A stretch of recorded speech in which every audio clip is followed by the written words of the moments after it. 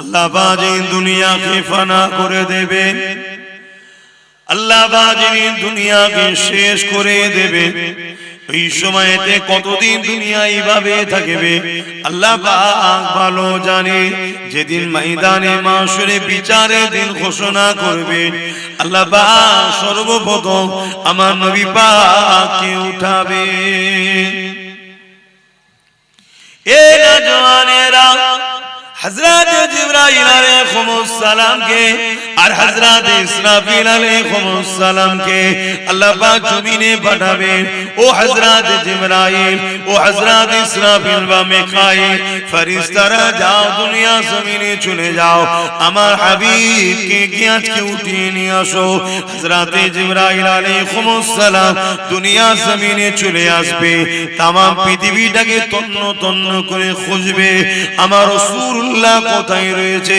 হযরত জিবরাইল খুঁজে পাবে না, জমিন থেকে আওয়াজ দিতে লাগবে, ও রব্বি আল্লাহ, আপনার হাবিব কোথায় রয়েছে, আমি জিবরাইল খুঁজে পাচ্ছি না।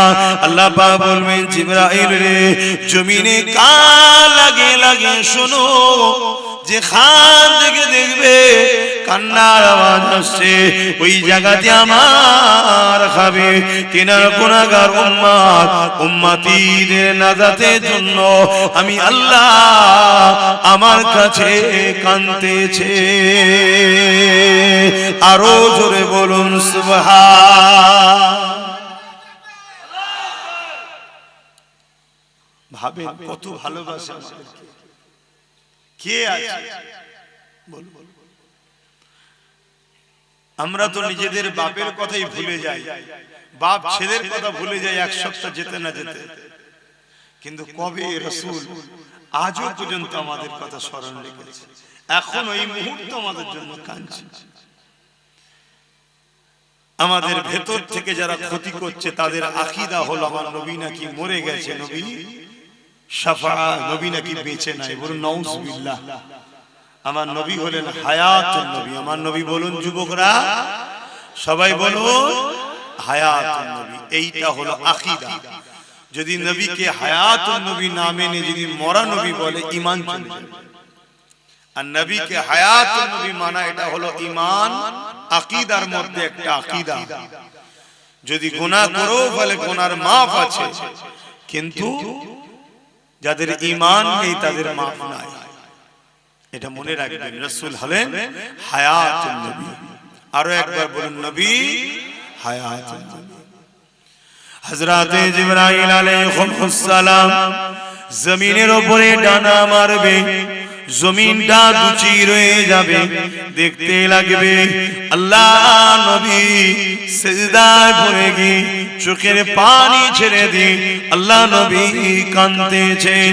হযরত জিবরাইল আলাইহিস সালাম আমার নবী পাককে সালাম দেবে, নবী পাক সালামের জবাব দিয়ে মাথা তুলবে।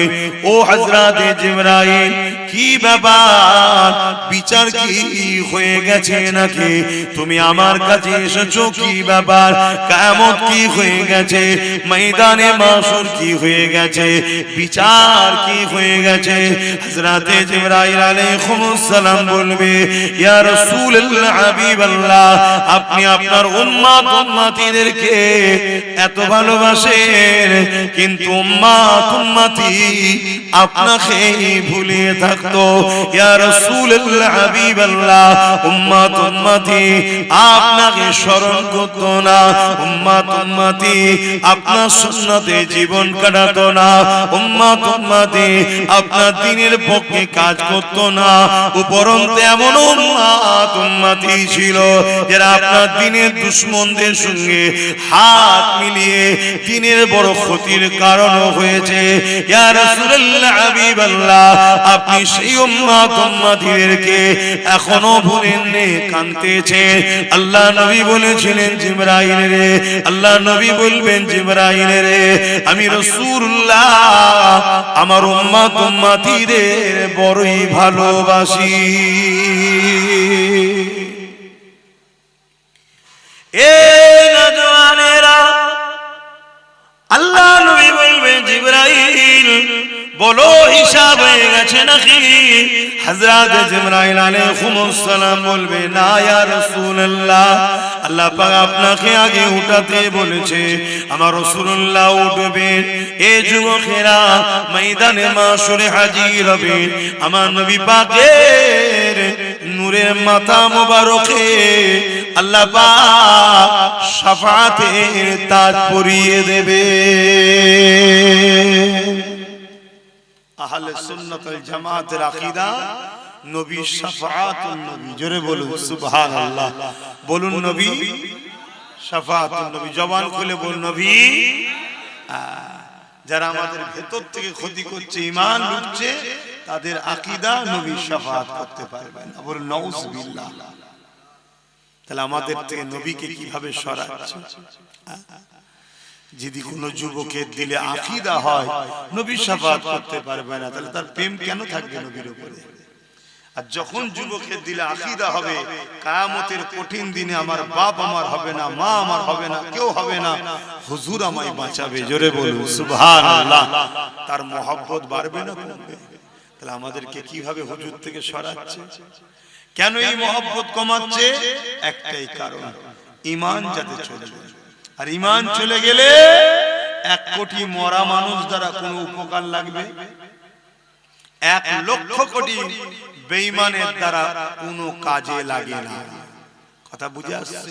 আমাদেরকে বেঈমান করতে চাইছে। বাবেরা, নওজওয়ানেরা, তরুণেরা ময়দানে মাশরের কথা বেশি বেশি করে চিন্তা করে। এ নওজওয়ান তরুণেরা, আল্লাহ পাক কোরআনের মধ্যে জানিয়েছেন ওয়াল তানজুরু নাফসুম মা কদ্দামাত লিগাদ। প্রতিটা নফসের উচিত পরকাল নিয়ে বেশি বেশি করে চিন্তা করা। সাহাবা হুজুররা জিজ্ঞাসা করলে ইয়া রাসূলুল্লাহ হাবিবাল্লাহ, ময়দানে মাশরটা কেমন হবে? আল্লাহ নবী বলে দিলে মাথার দুইটা ইখতিলাফ। এক হাত উপরে আল্লাহ সূর্যকে নামিয়ে দেবে, সূর্যে 12 গুণ তাপ আল্লাহ বাড়িয়ে দেবে। ওই দিন সূর্যের এত তাপ হবে, ওই তাপে লোহা যেমন আগুনে দিলে লাল হয়ে যায়, জমিনটা এরকম লাল হয়ে যাবে। ওই জমিনে মানুষ দাঁড়াতে পারবে না। এমনও পাপ পাওয়া যাবে, নিজের ছেলেকে জমিনে শুইয়ে দিয়ে তার বুকের উপরে পা দিয়ে দাঁড়িয়ে যাবে। এমনও ছেলে পাওয়া যাবে, নিজের বাপকে জমিনে শুইয়ে দিয়ে তার বুকের উপরে পা দিয়ে দাঁড়িয়ে যাবে। এমনও মেয়ে পাওয়া যাবে, তার মাকে জমিনে শুইয়ে দেবে। এমনও মা পাওয়া যাবে, তার মেয়েকে জমিনে শুইয়ে দেবে। এক কথায় যার উপরে যা জোর চলবে তাকে জমিনে শুইয়ে দিয়ে তার বুকের উপরে পা দিয়ে দাঁড়িয়ে যাবে। কেন? জমিন লোহা যেমন পুরে পুরে লাল হয়ে যায়, এই সূর্যে তবে জমিন লাল হয়ে গেছে। এই জমিনে মানুষ দাঁড়াতে পারবে না। এ যুবকেরা, বাপেরা, মায়েরা, বোনেরা, ওই দিনটা তোমার কি আমার কি হবে? আল্লাহ নবীর এই কথা শুনে সাহাবা হুজুররা কাঁদতে লাগলেন, ইয়া রাসূলুল্লাহ হাবিবাল্লাহ, আমাদের কি হবে উপায়? ভাবো, আমরা এইগুলো বুঝাই কেন? শুধরাই যেতে আমার ভাইরা। হালকা বয়সে ভুল ভ্রান্তি একটু হয়ে যায়, কিন্তু আখিরাত ভুলে গেলে হবে না। মৃত্যু কত তোমার আমার আশপাশের মানুষ সব এসেছিল, এক এক করে সব চলে গেছে। দেখো আমার অনেক ভাই বোন, তারা আমাদেরই ভাই হবে জানি মনে হচ্ছে। দেখো বাইরে দাঁড়িয়ে আছে, অনেক ভাই আছে দেখো এই দিকে দাঁড়িয়ে আছে। এই যে আমার ভাইয়েরা এগুলো করছে, এখন তো উচিত না, এগুলো কি উচিত? আপনারা কি বলছেন, এটা কি উচিত? তারা তো আমাদেরই ভাই নাকি, সব আমাদেরই তো নাকি। তাহলে এগুলো তো বুঝতে হবে যে যাই একটু বসি, এখানে বসলে গুনাহ মাফ হয়। কিন্তু হাই নসিব, যদি আল্লাহ না চায় হয় না, এটাও ঠিক কথা। আল্লাহ যদি না চায় হয়। এ নওজওয়ান তরুণেরা, আল্লাহ নবী সাহাবাদেরকে বললেন কিয়ামতের দিন আল্লাহ জিবরাইল আলাইহিস সালামকে বলবে, ও জিবরাইল, আমার জাহান্নামকে নিয়ে এসে আমার আরশের বাপাশে বেঁধে দাও। 70,000 জিনজিল দিয়ে জাহান্নামকে বাঁধা হবে। এক একটা জিনজিলে 70,000 করে ফেরেশতা ধরে রাখবে, তথাপিও জাহান্নামকে ধরে রাখতে পারবে না। জাহান্নাম লম্বা লম্বা জিহ্বার করে গুনাহগারদিগকে ধরতে যাবে। এই দিনটা তো কঠিন দিন হবে। এ যুবকেরা, এই দিন কতদিন হবে? কানা মিকদারু 50 আলফা সানাতিন, 50,000 বছরের একটা লম্বা দিন আল্লাহ বানাবে। দুনিয়ায় 50,000 বছর যতদিন হয়, একটা দিন অত লম্বা হবে যেদিন আল্লাহ বিচারের দিন করবে। এ যুবকেরা, তরুণীরা, বাবেরা, ওই কঠিন ময়দানে মাসুরে কি হবে? ওদিনে তো বাপ ছেলের হবে না, ছেলে বাপের হবে না, মা মেয়ের হবে না, মেয়ে মায়ের হবে না, স্বামী স্ত্রীর হবে না, স্ত্রী স্বামীর হবে না, কেউ কারো হবে না। ওই দিনেতে শুধুমাত্র আল্লাহ নবী জবান দিয়ে বেরোবে, ইয়া রাব্বি হাবলি উম্মতি উম্মতি। আরো জোরে বলুন সুবহান। কত ভালোবাসে সেই রাসূলের জন্য আমরা কি করলাম বলেন? তার যে কষ্টের মেহনতের ইসলাম রেখে গেল, যে ইসলামকে প্রচার করতে গিয়ে আল্লাহর নবী কত মার খেলেন, কত কষ্ট পেলেন। আজকে সেই ইসলামকে চতুর্দিক দিয়ে মিটাবার প্ল্যান চলছে। আমরা কি করেছি? আমরা ইসলামের কোন কাজে লাগলাম? একটু ভাবতে হবে, একটুখানি চিন্তা করতে হবে, তবেই তো আমাদের মধ্যে পরিবর্তন আসবে। শুধু ওয়াজ হবে, শুনবেন, চলে যাবেন। ওয়াজ শুধু শোনার জিনিস নয়। ওয়াজ তো আবু বকর সিদ্দিকও শুনেছে, আবু জেহেলও শুনেছে। আবু বকর সিদ্দিক হয়েছে, দুনিয়া থেকে জান্নাতের সার্টিফিকেটও পেয়েছে। জোরে বলুন সুবহানাল্লাহ। আর আবু জেহেল ওয়াজ শুনেছে, তারপর আবু জেহেল হয়ে গেছে। আবুল হাকাম থেকে আবু জেহেল হয়েছে। তো ওয়াজ শুধু শোনার জিনিস নয়, ওয়াজ শুনে ভাবতে হবে, ফিকির করতে হবে, চিন্তা করতে হবে, নিজের মধ্যে অনুশোচন তৈরি করতে হবে যে কি কোর জন্য আল্লাহ আমাকে পাঠালেন। বান্দা, আমি তোকে দুটো হাত দিলাম, এই হাত দিয়ে তোর কি কাজ তোকে চিন্তা করতে হবে। বান্দা, আমি তোকে দুটো পা দিলাম, এই পায়ে কোন রাস্তায় চলবি, কোন রাস্তাতে চলবি না, এটা তোকে ভাবতে হবে। ওরে আমার বাংলা বান্দিরে, আমি আল্লাহ তোদেরকে দুটো চোখ দিলাম, এই চোখ দিয়ে কি দেখবি, কি দেখবি না। বান্দা, আমি জবানে কথা দিলাম, আমার দিয়া জবানে কোন কথা বলা যাবে, কোন কথা বলা যাবে না। বান্দারে, আমি আল্লাহ পাক তোকে আশরাফুল মখলুকাত বানালাম। তুই মানুষের, তুই সৃষ্টির মধ্যে সর্বশ্রেষ্ঠ সৃষ্টি বানালাম। ওরে আমার বান্দারে, তুই আমার জমিনের উপরে তোর কি কাজ তোকে একবার ভাবতে হবে। এটা বোঝাবার জন্য, এটা জানাবার জন্য, কদ জাআকুম মিনাল্লাহি নূরুন ওয়া কিতাবুম মুবিন, আমি দুটো জিনিস আমার পক্ষ থেকে পাঠালাম। একটা হলো 30 পারা প্রকাশ্য কোরআন কিতাব, আর একটা হলো ওই কোরআনকে বুঝাবার জন্য সাহেবে কোরআন মুহাম্মাদুর রাসূলুল্লাহ। এ আমার বান্দা বান্দীরে, এই দুটোকে অনুসরণ কর। কোরআনকে তোদের জন্য গাইড করলাম, মুহাম্মদ রাসূলুল্লাহকে মডেল বানিয়ে দিলাম। মুহাম্মদ রাসূলুল্লাহ হলো কোরআনের বাস্তব তোদেরকে দেখাবে। তোরা জিন্দেগিতে চলার পথে, উঠা বসা জিন্দেগির প্রতিটা মুহূর্তে আমার নবীকে ফলো করবি, নামাজ পড়বি আমার রাসূলকে দেখ, রোজা রাখবি আমার রাসূলকে দেখ, হজ করবি আমার রাসূলকে দেখ, দান খয়রাত করবি রাসূলকে দেখ, সংসার করবি রাসূলকে দেখ।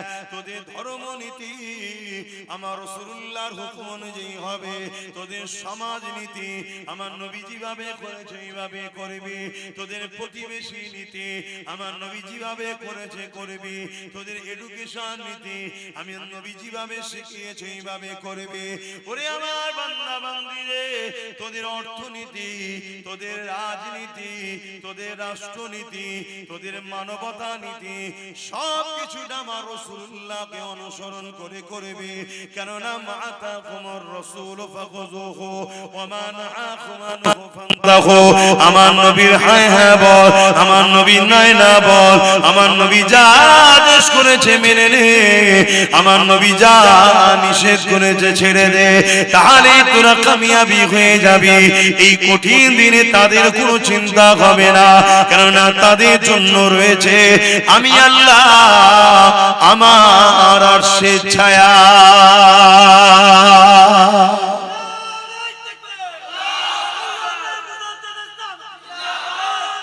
আল্লাহ।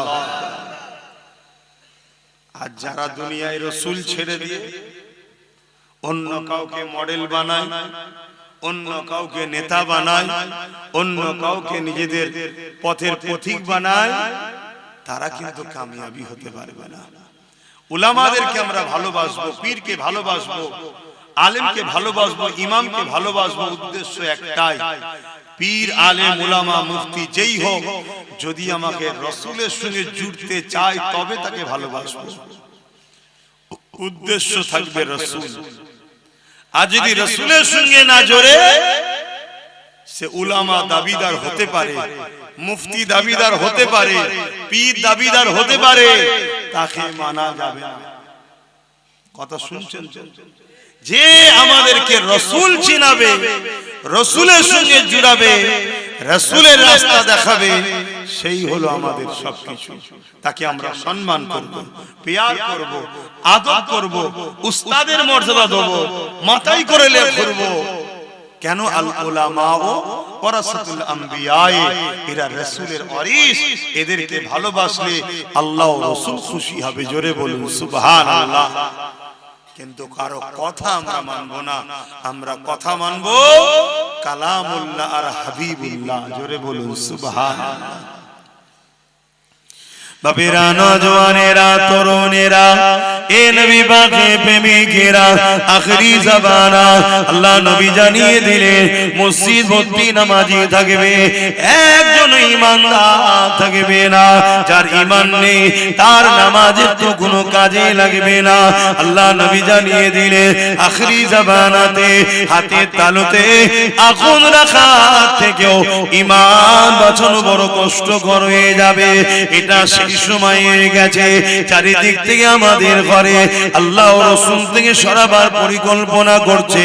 কেউ আমাদেরকে গান দিয়ে ডাকছে, কেউ আমাদেরকে ফাংশন দিয়ে ডাকছে, কেউ আমাদেরকে মেলা দিয়ে ডাকছে, কেউ আমাদেরকে জুয়া দিয়ে ডাকছে, কেউ আমাদেরকে নাচ দিয়ে ডাকছে, কেউ আমাদেরকে শরাবের দোকান খুলে ডাকছে। এই যুবকেরা, তরুণেরা, আবার কেউ আমাদেরকে দাড়ি টুপি কোরআনের মাহফিলের নামে ডেকে নিয়ে গিয়ে আমার রাসূলুল্লাহর আদব মর্যাদাকে খাটো করে দিয়ে আমাদের ঘরে রাসূল থেকে দূরে সরিয়ে দেওয়ার পরিকল্পনা করছে। এরকম একটা কঠিন সময়, এই জন্য আল্লাহ রাসূল বললেন হাতে তালুতে আগুন রাখা থেকেও ঈমান বাঁচানো বড় কষ্টকর হবে। সেটা এই সময় এসে গেছে। তাই বলে দিয়ে যায়, আল্লাহ রাসূলকে মহব্বত করে, আল্লাহ নবীকে প্যার করে, যে নবী আমার সারাটা জীবন তোমার আমার জন্য কেঁদেছে, আজও কাঁদছে। কিয়ামতের এই কঠিন দিনেতে যখন নামন করে জাহান্নাম লম্বা লম্বা শিকাবার করে গুনাহগারদের ধরতে যাবে, ওই সময় জিবরাইল আলাইহিস সালাম ঘোষণা দেবে আল্লাহর জাহান্নাম উম্মতে মুহাম্মাদির দিকে তেরে তেরে যাচ্ছে। ওই সময়তে আমার আল্লাহ রাসূলের কানে এই আওয়াজটা যখন চলে যাবে, নবী আমার আল্লাহর আরশ আজিমের উপরে মাকামে সম্মানে সিংহাসনে বসে শাফাআতের তাজ পরে বসে থাকবে। এই কথা যখনই রাসূলুল্লাহর কানে যাবে, নবী আমার ওখান থেকে নেবে। মাকামে মাহমুদ বলে একটা জায়গা আছে, ওই জায়গাতে সিজদায় পড়ে যাবে, চোখের পানি ফেলে কাঁদতে থাকবে। এত তারিফ প্রশংসা আল্লাহর করবে, ইতিপূর্বে আল্লাহ তারিফ প্রশংসা এত কেউ করতে পারেনি। আমার নবী পাকের তারিফ প্রশংসা শুনে আল্লাহ পাকের জালাল, আল্লাহ পাকের রহমতে দুনিয়ায় জোশ মেরে উঠবে। আমার আল্লাহ বলবে, আমার হাবিব সারা জীবন উম্মত উম্মতি করে কেঁদেছে, আজকে দিনে আপনি আর কাঁদবেন না। আমি আল্লাহ ওয়াদা করেছিলাম, ওয়ালা সাওফা ইউতিকা রাব্বুকা ফাতারদা, যত চিরে আপনাকে এত দিয়া দেব, যতক্ষণ পর্যন্ত আপনি খুশি না হবেন আপনার দোয়া আজকে আমি আল্লাহ কবুল করব। আরো জোরে বলুন সুবহান। আশা করা যায় আমার নবীকে আল্লাহ এত ভালোবাসে, গুনার পাহাড় দিয়েও যদি কোনো উম্মত ওঠে, আশা করা যায় কিয়ামতের দিন নবীর খাতিরে সে জান্নাত চলে যাবে। বলুন ইনশাআল্লাহ, বলুন ইনশাআল্লাহ। কিন্তু ওই উম্মত গুলোকে দেখে বড় আফসোস লাগে যারা নবীর দিনকে মিটাচ্ছে। আজ আমার উম্মত ভাইরা আছে দিন মিটাচ্ছে, গান শোনা দিন মিটানো নাই, নিজেকে মিটাচ্ছে। কিন্তু গানের আড্ডা তৈরি করা, মুসলমানের ছেলে মেলা দেয়, মুসলমানের ছেলে জুয়ার আড্ডা দেয়, মুসলমানের ছেলে ফাংশনের নেতৃত্ব দেয়, তার মানে কি পাপের আখড়া তৈরি করলো। এটা ইসলামকে মিটানোর সমান পাপ। শুনছো আমার ভাইরা? এই কথাগুলো বলা দরকার আছে না? হতে পারে আমার সেই সকল ভাইদের কানে যেতে যেতে আল্লাহ চাইলে একদিন তাকে হিদায়াত হয়ে যেতে পারে। আর যদি পরিবর্তন হয়ে যে মেলা ফাংশন গান বন্ধ করে দেয়, তাহলে সে ভাইটা তো বেঁচে যাবে। গুনাহ করে ফেলেছে, আশা করা যাচ্ছে আল্লাহ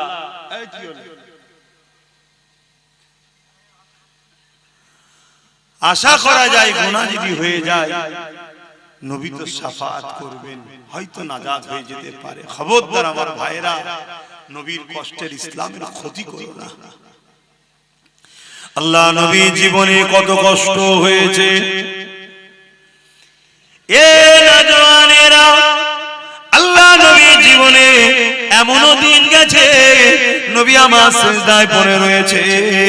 মক্কার জালিম বেঈমানেরা আমার নবী পাকের পিঠের উপরে পচা ভুঁড়ি, তুম্বার ভুঁড়ি চাপিয়ে দিয়েছে। আল্লাহ নবী সিজদাতে মাথা তুলতে পারছে না। একদিকে দুর্গন্ধ আর একদিকে ভারী, এই পচা তুম্বার ভুঁড়ি নিয়ে নবী আমার সিজদায় পড়ে গিয়ে সুবহান রাব্বিল আলা তাসবিহ পড়ে যাচ্ছে।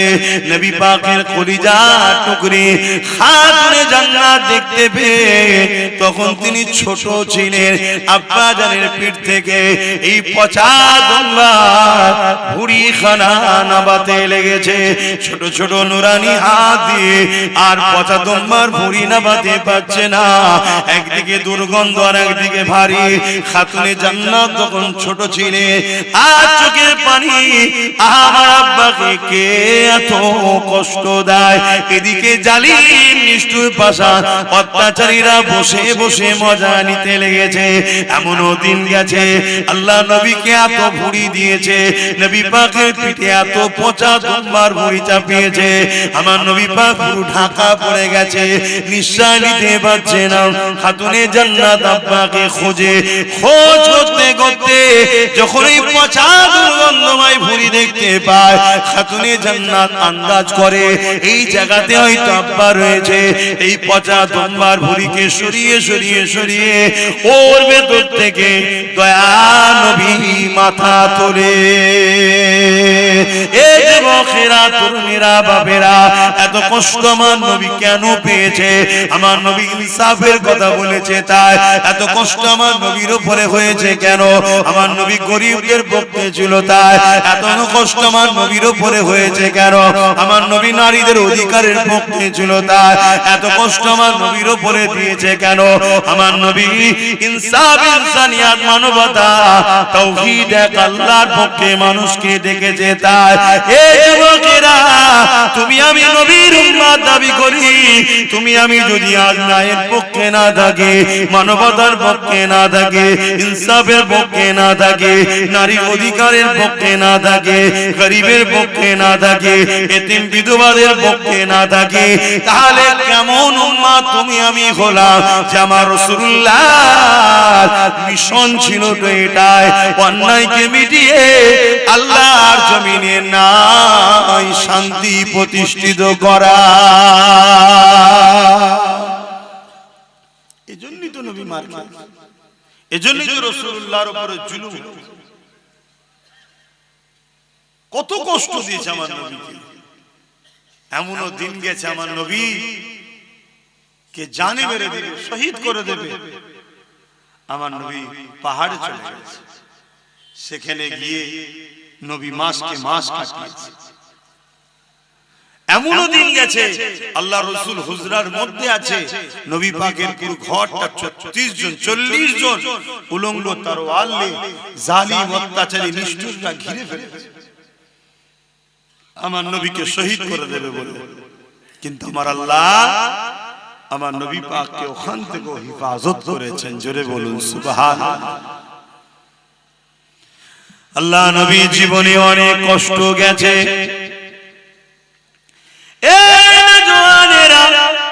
আল্লাহ নবী যখন মক্কার মানুষের কাছে দিনের কথা বলে, মক্কার মানুষ শুনতে চায় না। নবী আমার তায়েফের জমিনে চলে যায়।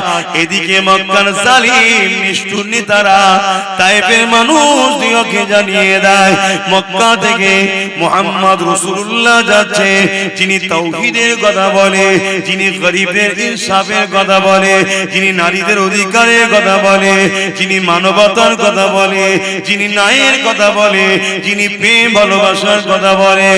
এই তায়েফের সরদারেরা মুহাম্মদ রাসূল যা বলে ঠিকই সত্য কথা বলে, কিন্তু মুহাম্মদ রাসূলের কথা মতো চললে আমরা যে মানুষের উপরে সন্ত্রাসী করে টিকে রয়েছি, মানুষের উপরে আতঙ্ক করে টিকে রয়েছে, মানুষকে ভয় খাইয়ে টিকে রয়েছে, মুহাম্মদ রাসূলের কথা যদি মেনে নেওয়া যায় তাহলে আমাদের অন্যায় অত্যাচারের সাম্রাজ্য মিটে যাবে। এই মুহাম্মদ রাসূলকে তায়েফের জমিনে ঢুকতে দিও না, তাকে বাধা দাও, বাধা দাও। আজকে দিনে তো সেই রাসূলুল্লাহর পক্ষে যারা কথা বলে তাদেরকেও বিভিন্ন মাহফিলে বাধা দেওয়া হয়, তাদেরকেও বিভিন্ন জায়গায় রোকা হয়। কেন রোকা হয়? এরা গেলে মুহাম্মদ রাসূলের কথা বলবে, এরা ইনসাফের কথা বলবে, এরা ইনসানিয়াতের কথা বলবে, এরা মানবতার কথা বলবে। কেন? আল্লাহ কোরআনের মধ্যে জানিয়ে দিয়েছে, এ দুনিয়ার মানুষেরা কুনতুম খায়রা উম্মাতিন উখরিজাত লিন-নাস তা'মুরুনা বিল মারুফ ওয়া তানহাউনা আনিল মুনকার। আল্লাহ আমাদেরকে দুটো কাজ দিয়েছে, অন্যায়কে মিটিয়ে দাও, ন্যায়কে প্রতিষ্ঠিত করো। এই অন্যায় মিটাতে গিয়ে যদি তুমি শহীদ হয়ে যাও, অন্যায়কে মিটাতে গিয়ে জালিমদের হাতে যদি মারা পড়ে যাও, এই যুবকেরা আল্লাহ রাসূল জানালেন তাদের জন্য মরণের আগে, জান বেরোবার আগে আল্লাহর জান্নাতকে দেখিয়ে দেওয়া হয়। আর যদি এই লড়াইয়ে লড়তে গিয়ে, ন্যায়কে প্রতিষ্ঠিত করতে গিয়ে, অন্যায়কে মিটাতে গিয়ে আর যদি এই লড়াইয়ে কেউ গাজী হয়ে যায়, বিজয় হয়ে যায়, আমার আল্লাহ তাকে দুনিয়াতে গাজীর সম্মান দেয় এবং পরকালে পুরস্কার জান্নাতে রেখেছে। আমাদের তো দুটো কাজ আল্লাহ দিয়েছেন নাকি? কথা বলে, অন্যায় মিটাও, ন্যায়কে প্রতিষ্ঠিত করে, এটা তো কাজ আমাদের। আমরা সেটা করছি? আমরা তো অন্যায়ের সঙ্গে গা মিলিয়ে চলছি, আমরা তো জুলুম বন্ধ করা ছেড়ে দিয়ে জুলুম করছি। আমাদের অনেকের ধারণা হয়ে গেছে ইসলাম নামাজ, রোজা, দাড়ি, টুপি, হজ, যাকাত, নামাজ পড়লেই হয়ে গেছে, রোজা রেখে নিয়েছি হয়ে গেছে, একবার হজ করলেও মিটে যাবে। এটা ইসলাম শুধু নয়, হ্যাঁ এটাও ইসলাম, কিন্তু শুধু এটা নয়। সমাজে এতিমের উপরে জুলুম হবে, আপনি এতিমের পাশে দাঁড়াবেন না, আর আপনি বলছেন আমি নামাজ পড়েছি। সমাজে বিধবার উপরে অত্যাচার হবে, আপনি তার পাশে দাঁড়াবেন না, আপনি বলছেন আমি রোজা রেখেছি। মানুষ মসজিদগুলোকে যেভাবে কারুকার্য ভাবে করছে, হ্যাঁ আল্লাহর ঘরকে ভালোবাসেন করুন, কিন্তু অপরদিকে এই সমাজের গরিবদের ঘরে মানুষ দেখে